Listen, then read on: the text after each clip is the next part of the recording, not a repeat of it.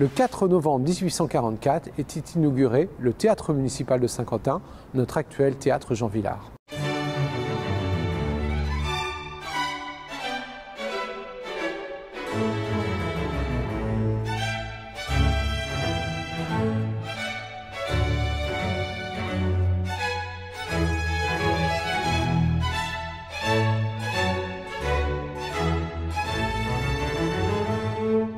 C'est à l'occasion du Grand Prix organisé par la Compagnie des Canonniers Arquebusiers en 1774 que la ville de Saint-Quentin va décider de construire sa première salle de spectacle.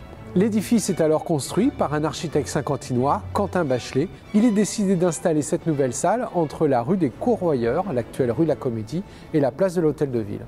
La façade principale donne alors, non pas sur la place de l'Hôtel de Ville, mais sur la rue de la Comédie. On peut toutefois accéder à la salle depuis la place de l'Hôtel de Ville, grâce à une petite ouverture aménagée à côté d'une belle demeure, la Maison de l'Ange.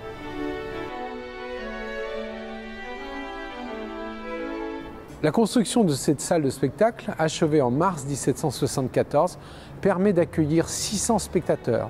Elle se compose d'un parterre, de 2 niveaux de loge et d'un 3e niveau qu'on appelle le Paradis. Elle est détruite au printemps 1842, ainsi que malheureusement la Maison de l'Ange.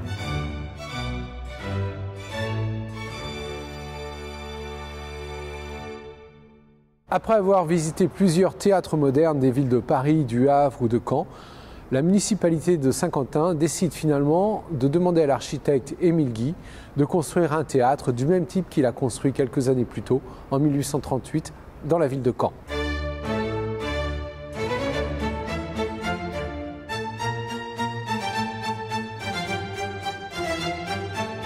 Inaugurée le 7 novembre 1844, la nouvelle salle peut alors accueillir 950 spectateurs répartis sur 5 niveaux.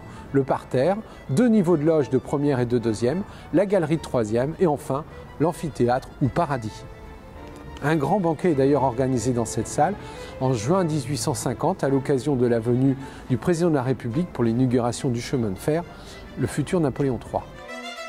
Durant la Première Guerre mondiale, le théâtre est réquisitionné par les autorités militaires allemandes qui le transforment en cinéma pour les soldats.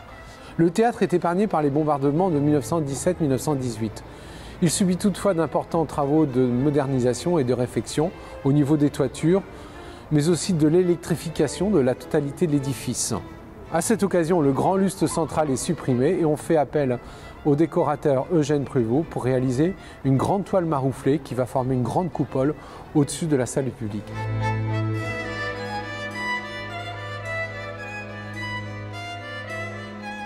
Le théâtre était dirigé depuis 1844 par des directeurs successifs qui avaient pour charge de recruter une troupe et des acteurs et de proposer des opéras, des opérettes suivant un cahier des charges extrêmement précis. Les artistes étaient recrutés après approbation du public à l'occasion de cérémonies spéciales qu'on appelait les débuts. Ce système prend fin seulement en 1977 avec la mise en place d'un régisseur municipal.